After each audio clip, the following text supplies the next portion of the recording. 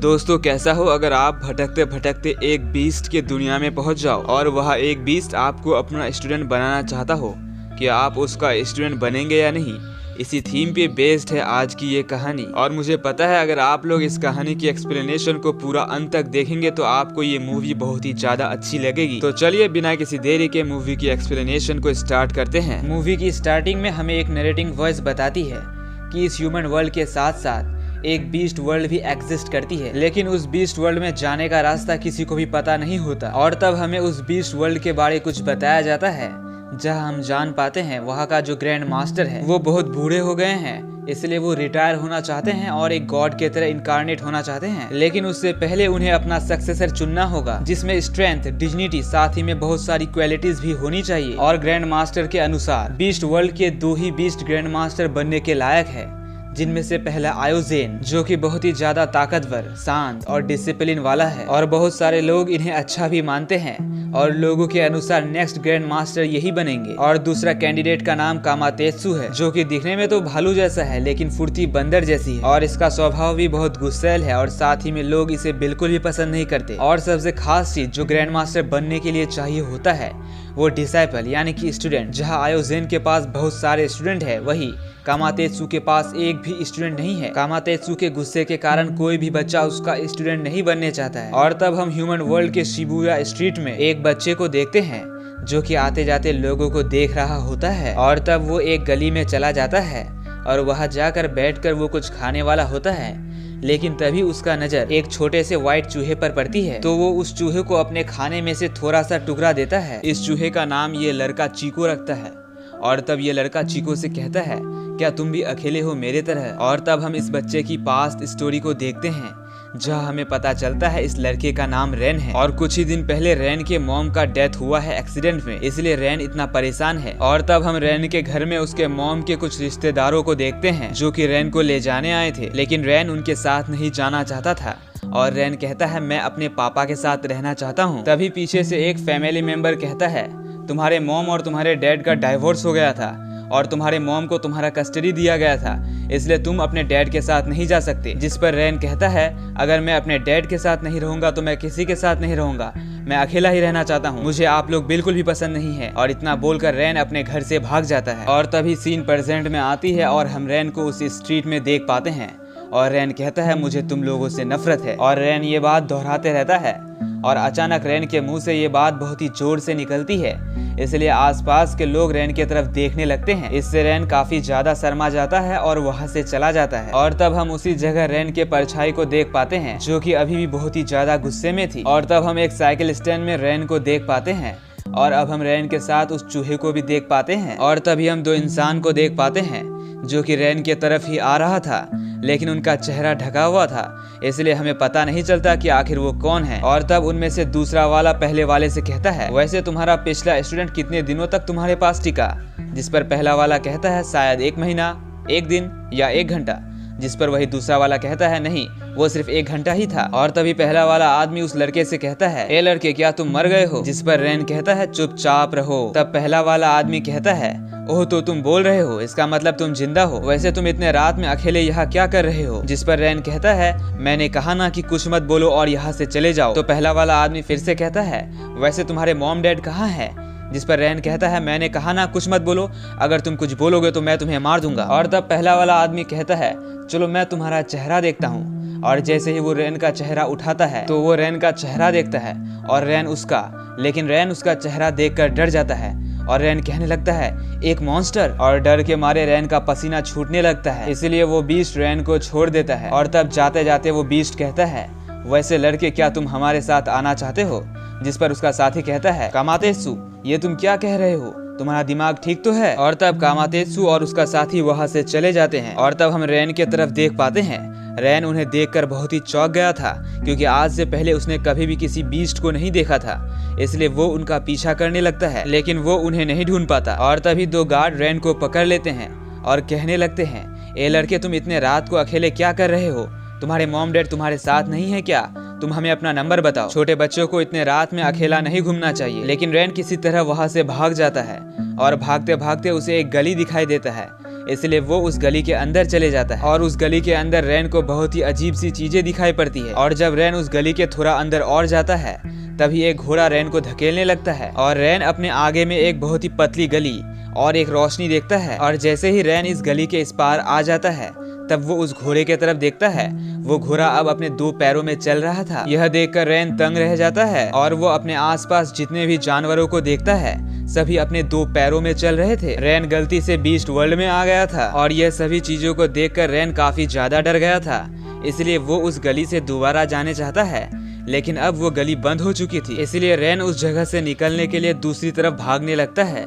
लेकिन वो गलती से बीस्ट वर्ल्ड के मार्केट में आ जाता है। तभी कुछ भेड़िए रैन को पकड़ लेते हैं और वो रैन को पकाकर खाना चाहते थे। वो भी हैरान रहते हैं कि एक इंसानी बच्चा हमारे बीस्ट वर्ल्ड में कैसे आ गया। लेकिन तभी वहाँ एक पिग बीस्ट आता है जो कि एक मॉन्क होता है और वो रैन को उन भेड़ियों से बचा लेता है। और तब मॉन्क और रैन एक दूसरे के साथ बात करते करते आगे बढ़ रहे होते हैं, जहाँ मॉन्क रैन को अपना नाम बताता है। मॉन्क का नाम हायाकुसुबो होता है। और तब मॉन्क रैन को कहता है, तुम्हें यहाँ देखकर तो मैं भी चौंक गया कि एक इंसान हमारे बीस्ट वर्ल्ड में क्या कर रहा है। लेकिन बच्चे तुम ज्यादा घबराओ मत, मैं तुम्हें तुम्हारे दुनिया में छोड़ कर आता हूँ। लेकिन तभी यहाँ कामातेत्सु आ जाता है और वो कहने लगता है, अरे वाह लड़के, तुम मेरा स्टूडेंट बनने के लिए मेरे पीछे पीछे आ गए। जिस पर मॉन्क उसे कहता है, ये तुम क्या बात कर रहे हो कामातेत्सु, ये एक इंसानी बच्चा है, ये तुम्हारा स्टूडेंट कैसे बन सकता है, ये यहाँ गलती से आ गया है। लेकिन कामातेत्सु उसे कहता है, मैं किसी को भी अपना स्टूडेंट बना सकता हूँ। और तभी यहाँ एक चिंपांजी बीस्ट आता है, इसका नाम ततारा है। और दोस्तों मैं आप लोगों को एक बात बता दूं, ततारा, कामातेत्सु और ये मॉन्क, ये तीनों ही बहुत ही अच्छे दोस्त हैं। और तब ततारा मॉन्क से कहता है, तुम्हें तो पता ही है कामातेत्सु को ग्रैंड मास्टर बनने के लिए किसी को अपना डिसाइपल बनाना होगा। लेकिन बीस्ट वर्ल्ड का कोई भी बच्चा कामातेत्सु का डिसाइपल नहीं बनना चाहता, इसलिए हम इंसानी दुनिया में गए थे कामातेत्सु के लिए एक स्टूडेंट ढूंढने के लिए। और वहाँ हमें ये बच्चा मिला था, लेकिन हमें नहीं पता था कि ये बच्चा हमारे पीछे पीछे आ जाएगा। और तब मॉन्क कहता है, लेकिन फिर भी तुम्हें इन सब चीजों में किसी इंसानी बच्चे को शामिल नहीं करना चाहिए था। जिस पर कामातेत्सु कहता है, मेरे मन में जो आएगा मैं वो करूंगा। और तब फाइनली रैन कामातेत्सु के साथ चले जाता है, यानी कि वो उसका स्टूडेंट बनने के लिए रेडी है। और तब कामातेत्सु रैन को अपने घर ले जाता है और वहाँ पहुंचकर वो लोग दोनों एक दूसरे से बहुत सारी बातें करते हैं, लेकिन उनकी आपस में नहीं बनती। वो लोग दोनों हर बात में झगड़ते हैं। और तब कामातेत्सु रैन से उसका नाम पूछता है, तो रैन उसे कहता है, मैं तुम्हें अपना नाम नहीं बताऊंगा। और तब कामातेत्सु उससे उसका एज पूछता है, जिस पर रैन कहता है कि वो 9 साल का है। इसलिए कामातेत्सु उसे कहता है, ठीक है, अब से तुम्हारा नाम क्यूटा होगा। और तब क्यूटा कहता है, तुम मुझे नाम क्यों दे रहे हो। जिस पर कामातेत्सु कहता है, ठीक है क्यूटा, अब तुम सो जाओ और मैं भी सोने जा रहा हूँ। और कामातेत्सु जैसे ही सुबह सोकर उठता है तो वो अपने कमरे में क्यूटा को नहीं पाता, इसलिए वो कहता है, मुझे पहले ही पता था कि तुम यहाँ ज्यादा नहीं टिक पाओगे। लेकिन कामातेत्सु जैसे ही अपने मुर्गियों के अंडों को लेने जाता है तो वो पाता है रैन वहाँ सोया हुआ है, इसलिए वो वह रैन को देखकर बहुत ही ज्यादा खुश होता है और वो रैन को उठाता है और कहता है, चलो अब हमारे खाने का वक्त हो गया। और तब कामातेत्सु क्यूटा को कच्चे अंडे को खाने कहता है, लेकिन क्यूटा कहता है, ये अंडे कच्चे हैं, मैं इसे नहीं खाऊंगा। और इसी बात में उन दोनों में झगड़ा हो जाता है। इसलिए क्यूटा वहाँ से निकलकर बीस्ट वर्ल्ड के मार्केट की तरफ चले जाता है। और मार्केट पहुँचने पर क्यूटा अपने फेस को अपने टी शर्ट से ढक लेता है ताकि उसे कोई भी ना पहचान पाए। और तब क्यूटा नोटिस करता है, बीस्ट वर्ल्ड की सभी चीजें तो ह्यूमन वर्ल्ड के तरह ही है, लेकिन फर्क बस इतना है कि यहाँ इंसानों की जगह जानवर काम करते हैं। और तब कामातेत्सु भी क्यूटा को उसी मार्केट में ढूंढने लगता है जहाँ उसका मुलाकात आयोजेन से होता है। दोस्तों आयोजेन यही है जिसके साथ कामातेत्सु को लड़ना होगा ग्रैंड मास्टर बनने के लिए। और तब आयोजेन कामातेत्सु से कहता है, कामातेत्सु मैंने सुना है कि तुमने अपना स्टूडेंट ढूंढ लिया है। जिस पर कामातेत्सु कहता है, हाँ, लेकिन वो आम इंसानी बच्चों से बहुत ही ज्यादा तेज दौड़ता है। और यह सुनकर आयोजेन उसे कहता है, क्या तुमने एक इंसानी बच्चे को अपना डिसाइपल बनाया है। और तभी आयोजेन के स्टूडेंट क्यूटा को पकड़ लेते हैं। और तब मार्केट में सभी का ध्यान क्यूटा की तरफ होता है। सभी बीस्ट कहने लगते हैं, एक ह्यूमन चाइल्ड हमारी दुनिया में क्या कर रहा है। और तब आयोजेन कामातेत्सु से कहता है, कामातेत्सु मैं तुम्हारा मजाक नहीं उड़ाना चाहता, लेकिन तुम उसे उसके ह्यूमन वर्ल्ड में क्यों नहीं छोड़ देते। जिस पर कामातेत्सु उसे कहता है, 1-2 ह्यूमन चाइल्ड हो जाने से क्या हो जाएगा। जिस पर आयोजेन कहता है, ये तो मुझे भी नहीं पता कि आखिर क्यों ह्यूमन वर्ल्ड और बीस्ट वर्ल्ड सेपरेट है, लेकिन हमें इतना पता है कि ह्यूमन बीस्ट से कमजोर होते हैं, लेकिन ह्यूमंस के अंदर का डार्कनेस वो बहुत ही ज़्यादा खतरनाक होता है, और जब ह्यूमन का डार्कनेस उन पर काबू कर लेता है तो वो बहुत ही ज़्यादा खतरनाक हो जाते हैं और उनका डार्कनेस पूरे बीस्ट वर्ल्ड को भी खत्म कर सकता है। जिस पर कामातेसु उसे कहता है, लेकिन मुझे क्योटा के अंदर कोई डार्कनेस नहीं दिखता। तो आयोजेन उसे कहता है, तुम्हारे कुछ भी सोचने से यहाँ नहीं चलेगा। तो कामातेसु उसे कहता है, वो मेरा डिसाइपल है और मैं जो चाहूँ उसके साथ कर सकता हूँ, और मैं चाहूँ तो उसे यहाँ रख भी सकता हूँ। और तब आयोजेन कहता है, अगर तुम सीधे नहीं माने तो मुझे जबरदस्ती करनी होगी। और यहाँ हम आयोजेन के बड़े बेटे इचिरो हिकु और छोटे बेटे जिरोमारू को भी देख पाते हैं। और तब आयोजेन कामातेसु से कहता है, कामातेसु तुम्हें हमारी भलाई के लिए उस बच्चे को ह्यूमन वर्ल्ड में छोड़कर आना ही होगा। जिस पर कामातेसु कहता है, तुम्हें क्या लगता है आयोजेन, क्या तुम अभी से ही ग्रैंड मास्टर बन गए हो? क्या तुम मुझे अपनी ताकत से रोक पाओगे? चलो इस बात का आज ही फैसला हो जाएगा कि कौन नेक्स्ट ग्रैंड मास्टर बनेगा। और तब वो लोग दोनों एक दूसरे से लड़ने वाले होते हैं, इसलिए आसपास के सारे लोग उन लोगों को घेर लेते हैं और वे लोग कहने लगते हैं, शायद आज इस बात का फैसला हो जाएगा कि कौन नेक्स्ट ग्रैंड मास्टर बनेगा। और तब आयोजेन और कामातेसु एक दूसरे के आमने सामने आ जाते हैं और आयोजेन कामातेसु का रिस्पेक्ट करता है, जैसे लड़ाई से पहले एक वॉरियर को करनी चाहिए। लेकिन वह कामातेसु वैसा कुछ भी नहीं करता, वो बस वार्म अप करता है। और तब इन दोनों के बीच फाइट स्टार्ट हो जाती है। सबसे पहले कामातेसु आयोजेन पर बहुत सारे पंचेस से अटैक करता है, लेकिन आयोजेन उसके सभी पंच से बच जाता है। और तब जब आयोजेन उस पर अटैक करता है तो कामातेसु कुछ पंच से तो बच जाता है, लेकिन उनमें से एक पंच उसे लग जाती है, जिससे कि उसके मुंह से ब्लड बाहर आ जाती है। और तब आयोजेन उसे 2-3 पंच और मारता है, जिससे कि कामातेसु नीचे गिर जाता है। लेकिन कामातेसु यही हार नहीं मानता, वो फिर खड़ा उठता है और अपने बीस्ट फॉर्म में आ जाता है। और क्योंकि वो अपने बीस्ट फॉर्म में आ गया था, इसलिए आयोजेन भी अपने बीस्ट फॉर्म में आ जाता है और वो लोग दोनों एक दूसरे से लड़ने लगते हैं। पहले तो कामातेसु आयोजेन को ढकेलकर पीछे कर रहा होता है, लेकिन तभी सभी लोग आयोजेन को चेयर करने लगते हैं, क्योंकि वह कोई भी कामातेसु को पसंद नहीं करता था। इसलिए क्यूटा को भी वह रियलाइज होता है कि कामातेसु भी उसके तरह ही अकेला है और वो कामातेसु को अपने आप से रिलेट कर पा रहा होता है। और तब हम इधर आयोजेन की तरफ देख पाते हैं, जो कि कामातेसु को पीछे करते हुए उसे फिर से नीचे गिरा देता है। और तब हम क्योटा की तरफ देखते हैं, वो उस बफेलो बीस्ट से कहता है कि अब ये लोग स्वॉर्ड फाइट करेंगे। जिस पर वो बफेलो बीस्ट उसे बताता है,